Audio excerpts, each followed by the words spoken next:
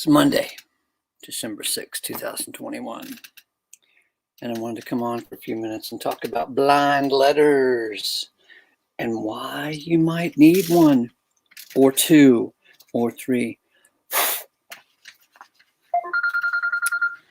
Oh, heck, hold on. This might be important, so hang on.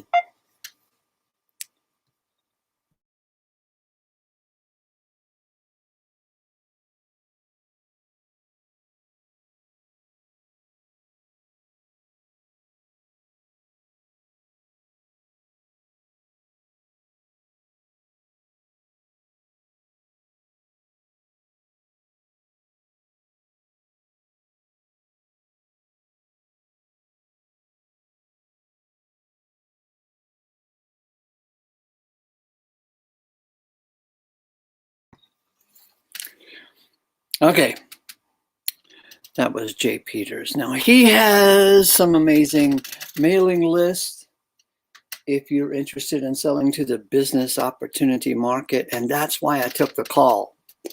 I tried to get him to, hop onto his computer and come on to this live stream and talk about mailing lists and blind letters. So he won't be on here, so I'll just have to talk about blind letters all by myself, right? Okay, so here's the deal.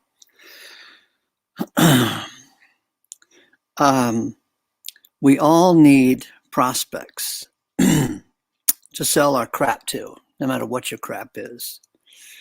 Could be insurance, could be boat repair, yacht repair, could be plumbing, could be toothpaste. No, actually, well, anyway, so you're going to have a strategy to get prospects lined up in your funnel.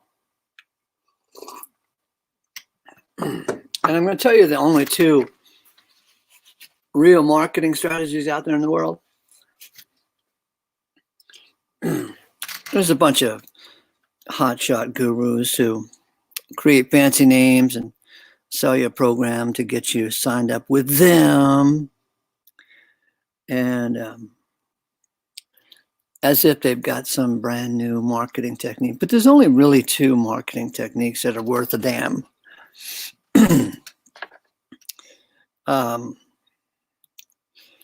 Number one, and these are what I'm going to describe to you is not fancy ideas of marketing.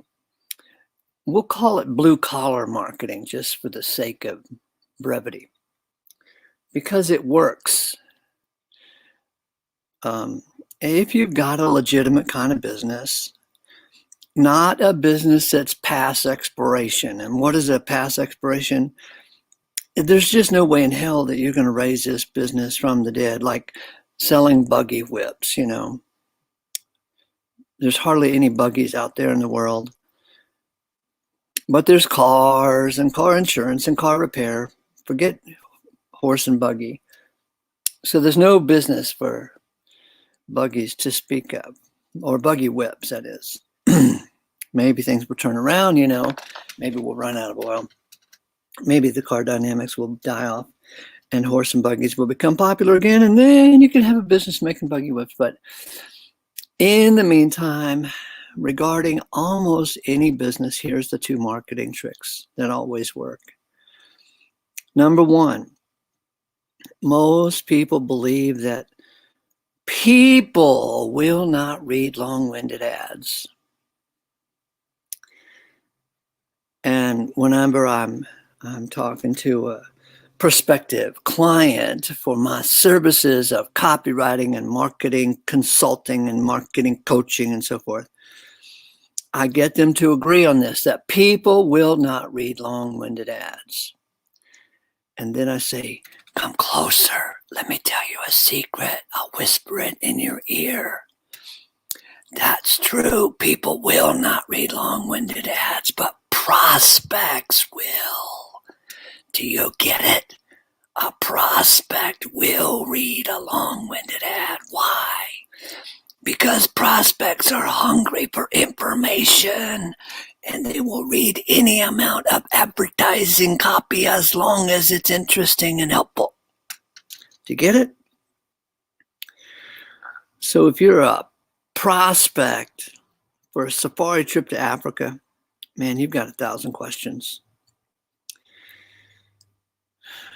Do I need mosquito repellent? How about insurance? Can I bring my mistress and my wife and my kids? Can I feed my kids to the lions? Will I actually see lions? I mean, you got 1,000 questions if you're a prospect. And that is one serious mistake that a lot of business owners in almost any industry they make. They think that people will not read long-winded ads.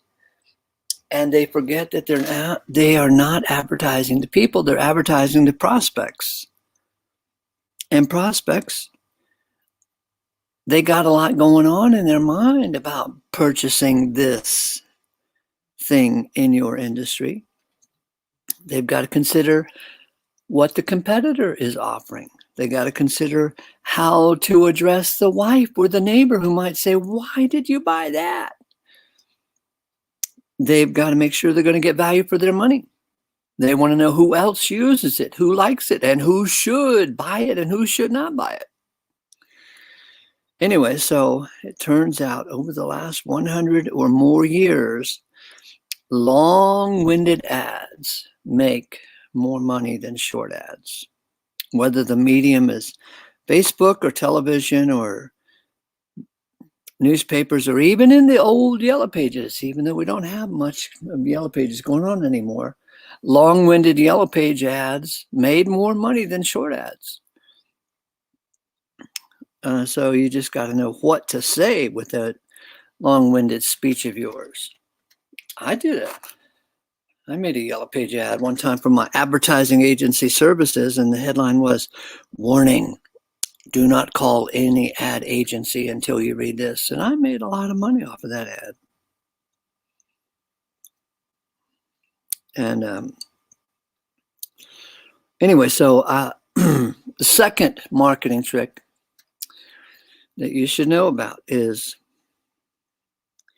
once you capture the name and address and phone number and email and so forth of your prospective buyer, well, then mail like hell. That's the secret. Use long-winded ads to sell. Once you get them in your so-called funnel, then mail like hell. And from my experience in being in the marketing business some 40 years, you cannot mail too much.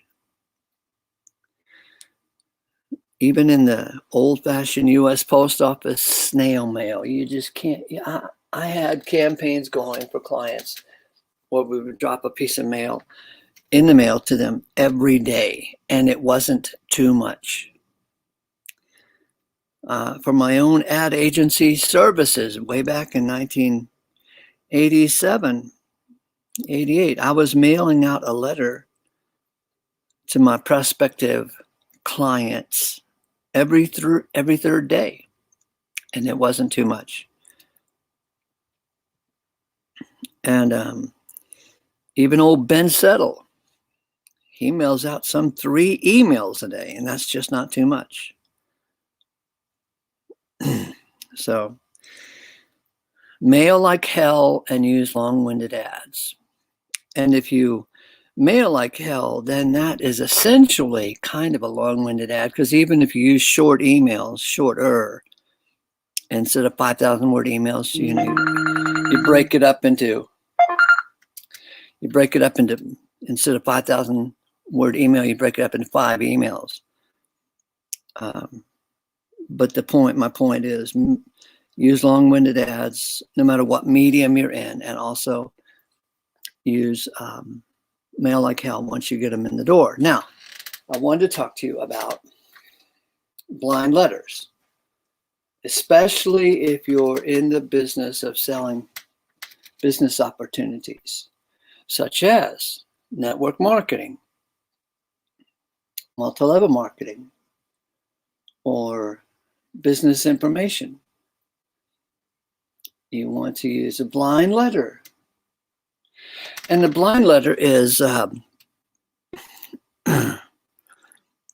in the direct mail universe, where mailing cost is expensive, because you got to pay for a stamp and printing an envelope and stuffing the envelope, and you might be in it for $1 or $2 in expense for every name.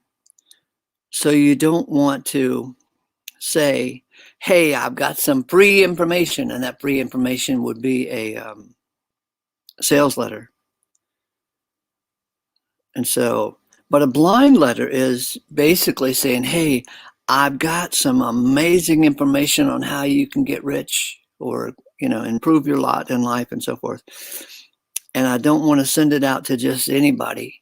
So send me $5 or a book of stamps. You get them to pay to commit to the sales cycle through a blind letter. You don't really reveal the hook until you get them to raise their hand in a fashion that tells you that they are serious about reading your information. Because if you just send them the information, well, they could blow you off. But if they send you $5, $2, $10, a book of stamps, if they commit to the cycle, oh my God, you're doing good. I have written blind letters selling business opportunities that have generated 20% response. That's really good. To get 20% of the people to send in, it was enough money to cover the cost of the initial mailing. I forgot whether we asked for $2 or $5, but anyway, 20% responded with the little small amount up front. Anyway, so I wanted to show you a little marketing trick by TJ Rollletter. So he sent out a blind letter. I'm assuming I didn't get the letter, but here's what you would get for your letter. It was a little book, Network Marketing Success, Volume 1. See, Volume 1. And to tell you the truth, this little book was the result of a blind letter. And this little book is actually some information, but it's also a sales letter, a disguised form of another sales letter to get you involved in whatever TJ Rollletter was selling. Now look here. If you didn't respond to that one, oh, you'd get the second book, Network Marketing Success, 27 Things You Should Know About Network Marketing. And what one was this? This one was The Easy Way to Make Big Money. Anyway, that was a sales letter. And guess what? This one had some helpful information in it, but was also a sales letter. And finally, you get letter number 3, Volume 3, Network Marketing Success, Why Most People Never Make Money in the Business and Where and What You Can Do About it. And this one had plenty of helpful information in it and was also a sales letter weaved throughout. Anyway, so I wanted to come on this Monday morning, December 6th, and tell you that if you're selling something in the neighborhood of $100 or more, $1,000, $5,000, you need a really good marketing strategy. And marketing strategies consist of enough words to convince them to part with the cash. And I have a general theory that you're going to need about 5,000 words to get them to part with the cash. And if they get those words in a letter, and that's fine. If you're sending out postcards, they're still going to need 5,000 words, more or less. So you send out a postcard or a small Facebook ad, it only has 10 words on it. Where are they going to get the 5,000 words? Well, they have to call up this number and talk to a salesman and ask the salesman all these questions. And if the salesman doesn't give them the complete 5,000 words, they got to talk to their wife about it. Hey, Martha, what do you think about this? Then they got to talk to the boss about buying this. Hey, boss, I've been thinking about buying this for our company. What do you think? Either way, they've got to have 5,000 words generated to get to the sales point, right? And if you give them those 5,000 words, you're in faster control. You're in control of the whole situation, and so you can probably move this thing along in a sales cycle a lot faster than if you wait for them to call up the salesman and talk to him, and maybe the salesman will give him another 300 words and maybe put him on a mailing list. And he won't hear from that salesman again for 2 weeks, and so the sales cycle slows down. Maybe after another couple of pieces of mail from the salesman, he's got to go talk to the accounting office and the vice president of blah, blah, blah. Anyway, you can control the sales cycle with what I said, using long-winded sales messages plus mailing a lot, mail like hell. And you cannot mail too much. Now, in my marketing years, I actually had clients call me up and say, hey, you're killing trees by printing up so much and mailing it to us. You can stop mailing. And the client for whom I was working said, he was smart. He said, yeah, I'll stop mailing. Yeah, I'll take you off the list. But hey, listen, I'm going to be in your neck of the woods on Wednesday. How about if I come by and take you out to lunch? And they said, yeah. And he came home with contracts using just that method. Anyway.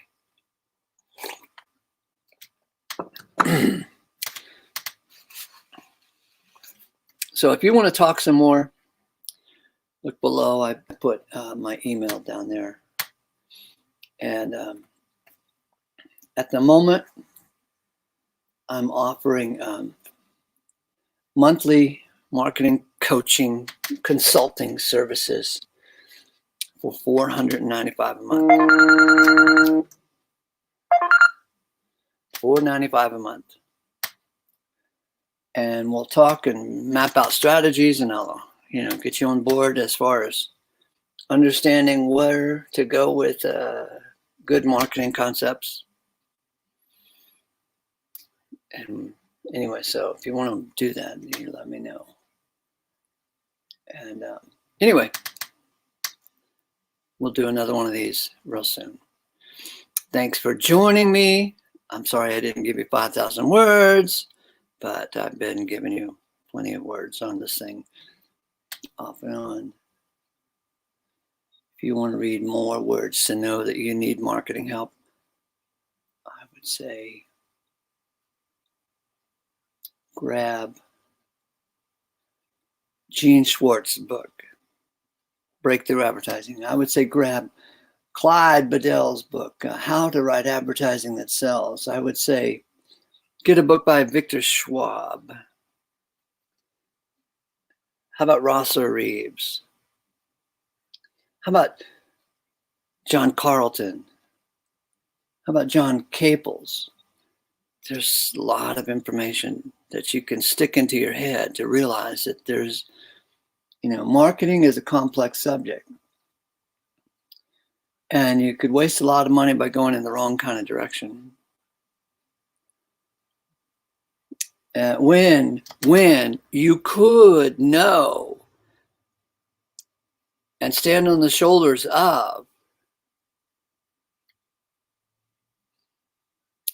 millions of dollars worth of marketing research into what works and what does not work and why.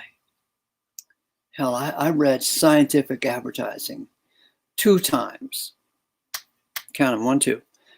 And I thought I was cool after 2 times. This is way back in the 80s, 90s, And David Ogilvy said that nobody should be allowed to touch advertising until he has read this book at least 7 times. And I fancied that I was smarter than the average bear, so I read it twice and thought I had got it. And I launched into some business activity, running down this road and that road, thinking that I had got it just because I read scientific advertising twice. I should have read it more, but I only read it twice and still I thought I had it. Anyway, I lost my ass. I spent about 1990, I lost my ass on my business ventures, lost about $150,000 going in the wrong direction.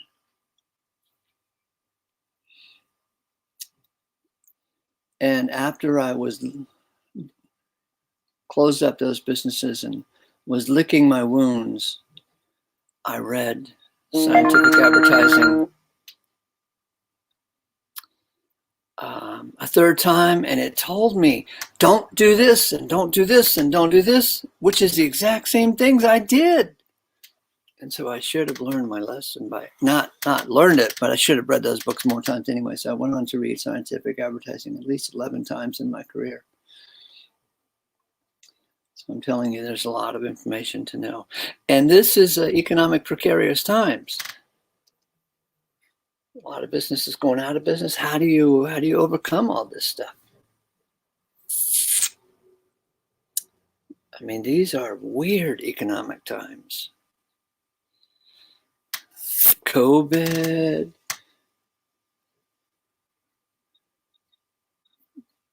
people in the government dole every which way you look. Massive corruption everywhere you look. Anyway, so